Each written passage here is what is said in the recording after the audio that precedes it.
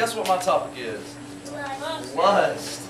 Last year I had hell, and this year I have lust. So I'm on to a great start at charge. So what are some things you noticed looking at that video? Watching that video. Do y'all even remember that video? Yeah. The one we watched about the good-looking girl, whatever she was doing, or he? Chick man. We're going to call it Chick man. Alright, so what'd you notice about the video? He's crazy, maybe? Shim's crazy? Whatever it is. What else you notice? There's not a right or wrong answer, dude. Just what'd you see in the video? It's funny. Where he was like this girl at school Okay, girl at school. Go ahead. the Shim Chick man. Chick man, the act was went up to this guy and was like, you can't like me because I'm your sister. Okay, sister in Christ. That was pretty funny. Pretty funny little video. Well, Jacob? Dude ran into the locker. Best part of the whole video. Best part of all his videos. Dude runs into the locker. I'm guessing he knew he was going to do that. I don't know. Maybe not. Well, one thing I noticed is this is real. Okay? It's not just a joke. The video is funny, but it's a very serious topic. Lust. This guy, he talked to the dude about how he's guilty. He feels guilty after he did it. Well, some things you notice. I looked up some stuff on pornography. Because first of all, people look at pornography to lust. Okay? And some statistics on pornography. If you ever look at statistics on pornography, it will blow your mind on how real and how serious this is. Every second, $3,075.64 is being spent on pornography. Every second. 28,258 internet users are viewing pornography every second. And 372 people are typing adult search items into their search engines every second. 372. It's pretty incredible.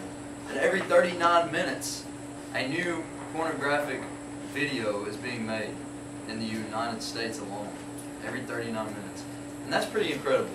I mean, that's a lot of videos. Lust is real. There's no doubt about it.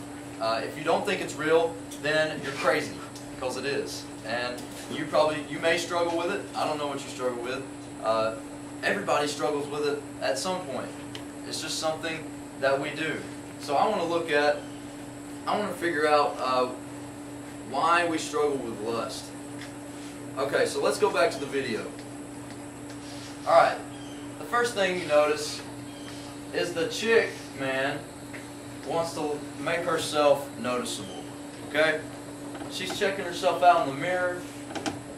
He is, I don't know. But he's checking himself out in the mirror, and he wants to make sure that he is seen by the dudes. Or she's seen by the dudes, okay? So, girls, I know you do this. I know you do. You want to look pretty. You want to go out in public. When you get to school, you want the dudes to look at you like, man, she's so pretty. Well, it's happening in here. It's happening right here. Alright, the next thing you're going to notice, dude slams his head against the locker. Dude looked, okay? She got all dressed up, prettied up, so that people would look at her. And guess what? They did. Homeboy right here looked at her, slammed his head against the locker, okay? So he's lusting after her. And then, oh wait, sorry. Have you ever been there before? You see something, and you're looking at it, and then boom. You're like, man, it's a bad feeling, isn't it? Yeah. Yeah, it's weird. It's awkward. Well, he's feeling awkward right now. Because guess what just happened? Since he slammed his head against the locker, Yeah. since he slammed his head against the locker, not only is he going to feel guilty about it now, but everybody at his school knows about it. See? He feels guilty. There he is, poor little boy, all sad and upset because he looked at the chick, slammed his head against the locker. Everybody at his school knows about it. So lust can cause a lot of different emotions. Okay, this guy in particular, his emotion was guilt and shame. Lots of different things that he felt because he looked at her. Hold on.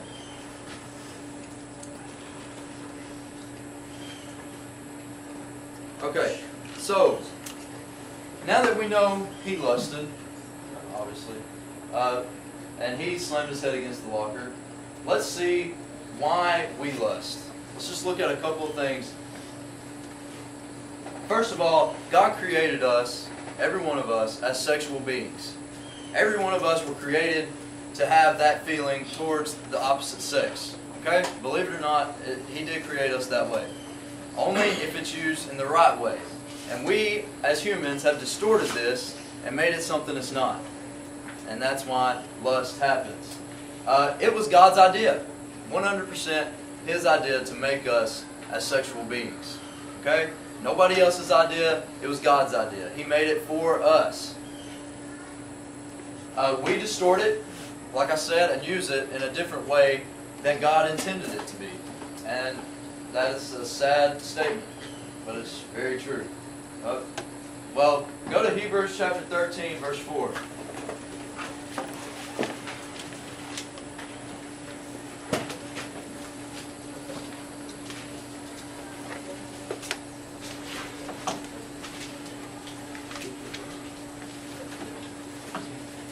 Hebrews 13, verse 4. Somebody read it for me. Hebrews chapter 13, verse 4. Alright. Marriage should be honored by all, and the marriage bed kept pure. For God will judge the adulterer and all the sexual immoral. Alright, so first of all, that's where God intended it to be. In marriage, with your husband or wife. That's where it's intended to be. And so when I say we distort it, that's when we bring it outside of the marriage. Okay? We distort it and make it that. But that is not how God created sex. God created sex inside of marriage. And that's what we see here. And when we're immodest and we bring those thoughts to the person of the opposite sex, when we do things that we shouldn't, we put those ideas in the other person's head, and then it's just distorted. And then we're using it in a completely different way than God intended it to be. Alright, turn to Genesis chapter 39. Genesis 39. Alright, we're gonna do this like a class. We're gonna read through this chapter. We're gonna check it out, see what's up, what God tells us. This is the story of Joseph. And Joseph gives us a lot of different... Sorry, Scott, I keep walking around this camera. You're not going to be able to follow me. It is now. Huh? Okay, anyway. Genesis chapter 39. Somebody read verses 1 through 5. Now Joseph had been taken down to Egypt. Potiphar, an Egyptian who was one of Pharaoh's officials, the captain of the guard, bought him from the Ishmaelites who had taken him there. The Lord was with Joseph, and he prospered, and he lived in the house of his Egyptian master. When his master saw that the Lord was with him, and that the Lord gave him success in everything he did, Joseph found favor in his eyes and became his attendant. Potiphar put him in charge of his household, and he entrusted to his care everything he owned. From the time he put him in charge of his household and of all that he owned, the Lord blessed the household of the Egyptian because of Joseph. The blessing of the Lord was on everything Potiphar had, both in the house and in the field.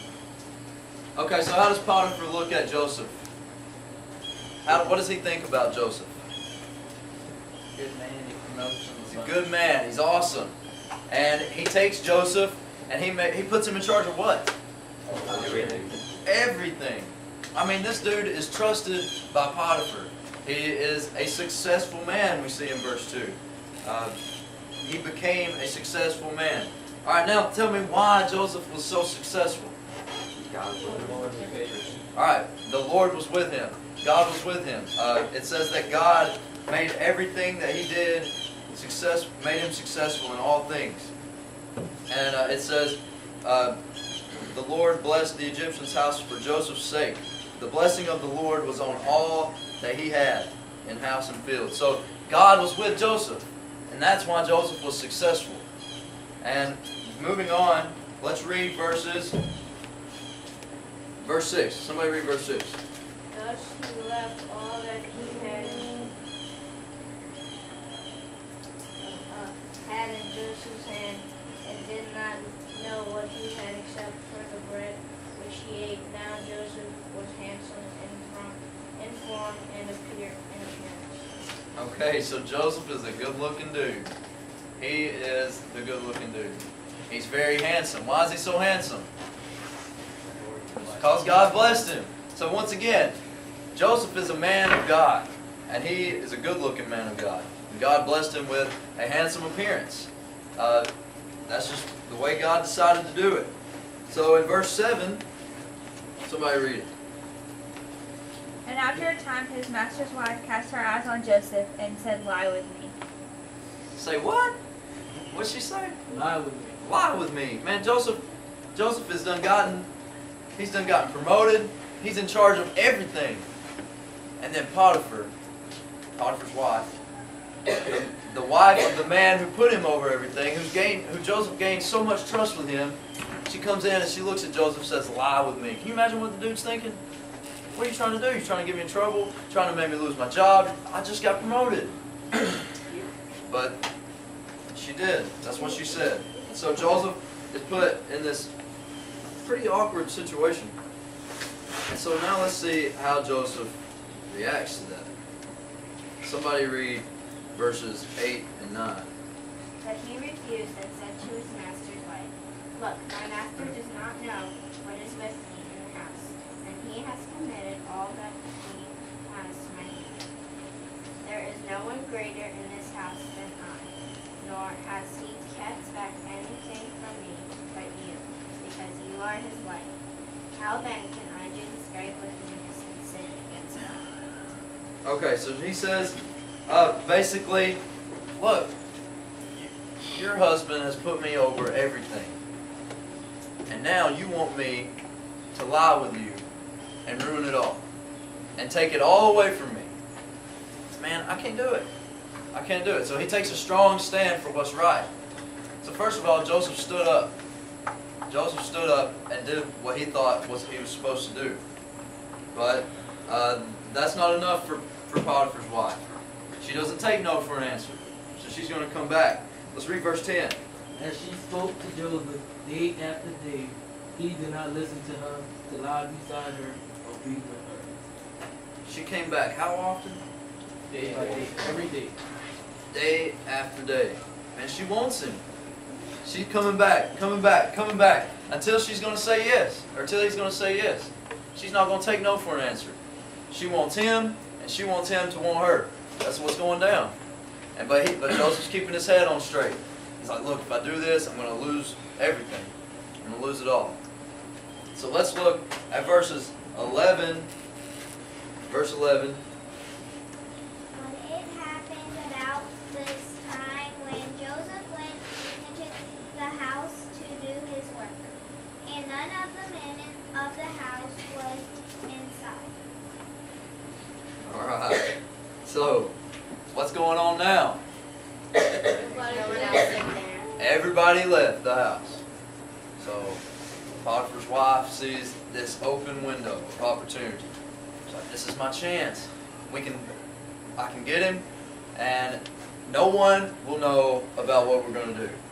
We can just do what we want, and then we can get out of the house, and nobody's going to find out. So, that's what she does. She comes back in verse 12. Somebody read verse 12.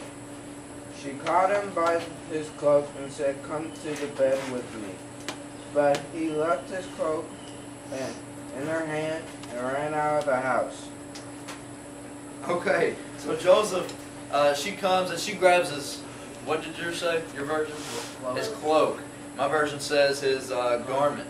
So she grabs his garment and says, "Lie with me." So she's like, she's getting a little strong, huh? He said feisty. Feisty. She's getting a little feisty. She's like, "Lie with me, man." So what does Joseph do? he takes off out the house and leaves his garment there. So I don't know what he's wearing now, but he might have had something on. But we know that what the garment, whatever that is, that she had a hold of, is still in her hand. She's got it. So he takes off. So you got to think he's like, man, I did the right thing. I know I did, but she's still got my garment. I need to get my garment back. But maybe he didn't think that. I don't know what he was thinking. But he left. If it was me, I'd be thinking a whole lot of crazy stuff. I'd be like, man, she's got my garment. And so he takes off out of the house. She's got the garment. So you can see she's got something to work with now, without to get herself in the good. So let's read verses 13 through 18. And so it was, when she saw that he had left the garment in her hand and fled outside, that she called the men of her house and spoke to them, saying, See, he has brought into us a Hebrew to mock us. He came into me to lie with me, and I cried out with a loud voice. And it happened, when he heard that I had lifted my voice and cried out, that he left his garment with me, and fled and went outside. So she kept the garment with her until his master came home. Then she spoke to him with words like these, saying, The Hebrew servant which whom you've brought to us came in to me to mock me. So it happened, as she as I screamed and cried out, that he left his garment with me and fled outside. Okay, so Potiphar's wife has a clever idea. As soon as he runs out, she starts screaming like crazy. And nobody's in the house. So she just starts screaming, ah! And she's trying to draw attention to herself. And so then, when they all come in rushing to check on her, what does she tell them? And he tried to lie with her. He tried to lie with me. I was just here, and he tried to come into me, is what she said. And then, when I started screaming, he took off out the house. He came in to mock me, laugh at me, make fun of me. And then she waited on Potiphar to get home. And when he did, she told him, the servant who you appointed over everything now has mocked me, made a fool of me. And then we get to verse 19. Somebody read verse 19. So it was when his master heard the words which his wife spoke to him, saying, Your servant did to me after this manner, that his anger was aroused. Okay, so Potiphar was very what? Aroused. He's angry. Because all he knows is the story his wife told him. That's all he knows. So he thinks, man, I can't believe my servant Joseph has betrayed me and went behind my back, tried to do such a thing to my wife. Man, I'm very angry. So verse 20, somebody read verse 20. Then Joseph's master took him and put him into the prison, a place where the king's prisoners were confined. And he was there in the prison. Okay, so where did he put him? In jail. In jail. Like, dude, I was just now in charge of everything in the kingdom, and now I'm in jail. All because of a stupid lie that this woman has told. But, verse 21 through 23, let's read it. Somebody. But the Lord was with Joseph and showed him mercy and he gave him favor in the sight of the keeper of the prison. And the keeper of the prison committed to Joseph's hand all the prisoners who were in the prison. Whatever they did, there it was his doing. So, Oh, keeper, my bad. The keeper of the prison did not look into anything that was under Joseph's authority, because the Lord was with him, and whatever he did, the Lord made it prosper. alright. So, Joseph's in jail, but who's still with him? God is still with him. And so Joseph is successful in jail. Isn't that crazy? In jail. He's still successful. And so he gets promoted in jail. And he gets in charge of the jail. And then verse 23, Why does it say that he was able to rise up and become in charge? Do what? The Lord was with him. Once again, that's a very important point throughout this whole story, is that the Lord was with him. Alright, so the point I want you to get out of this lesson from Joseph, God made us as sexual beings. And He expects us to use that within a marriage. You awake? Okay, make sure you're awake. Don't go to sleep on me. He wants us to use that within a marriage. And we like to distort it. Now, this doesn't only mean sex outside of marriage. This also means our modesty. The thoughts we put into other people's minds. Girls, if you go around dressing dirty, guys are going to think dirty about you. That's what's going to happen. Guys, same for you. You go around trying to get with girls and stuff, that's the way girls are going to think about you. That's what's going to happen. You don't like it? Too bad. You're doing it to yourself. So dress modestly, don't be crazy, and remember that God is with you. I promise, it is hard. It's very hard. It's very hard to withstand the devil's temptation. The devil wants us to think that God's got it all wrong. That God wants us to take it and do whatever we want, and we can do it whenever we want. That's not how God intended it. God intended it to be within a marriage. So when it gets hard, remember that God is with you. You can make it. Okay? Y'all got that? Everybody shaking your head?